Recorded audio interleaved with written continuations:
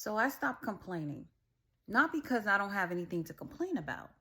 It's because I realized when I used to complain, I used to talk to three types of people. The first person would ask me, Barbara, how you doing?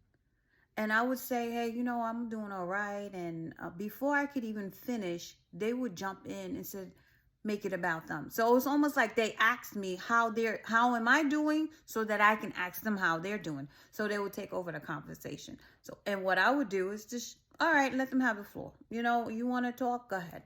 And then the second person was the person who would be like, how you doing, Barbara? But then they would one up me. I say, oh, I'm stressed out about this. Oh, let me tell you about what's going on in my life. They would make what I was experiencing trivial in comparison to theirs. And then the third person was someone who they would listen, but you can sense that there's no empathy, there's no compassion. They're just letting you talk, get it off your chest, but they're not really listening. They don't really care.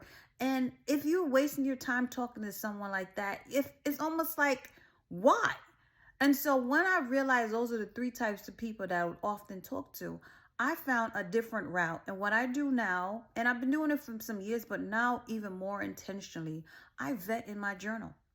I write in my journal just about everything. Whatever I'm dealing with, whether it's work, personal life, family life, I write it in the journal as if that person is listening to me. Because it's really, really important to get your feelings out there, get your thoughts out there, and know that the person you're talking to actually cares. They're actually concerned about your welfare, your well-being, and what you're dealing with in life.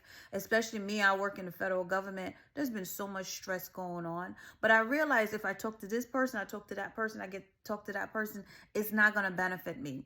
And the second thing I do is I remind myself that God is working everything out for my good. Only good can come out of this. God is going to position me for something better. God is working out things so that I will be prosperous. So it's all God. I don't have to worry about it. I don't have to stress about it.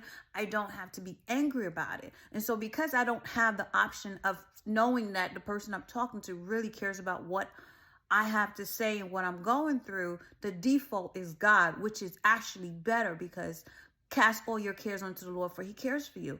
And I can see how being positive and knowing that this is going to work out for me has helped me a lot more than calling so-and-so and venting about what I'm going through, especially since they may have other things that are, they might have their own thing that's actually more pressing.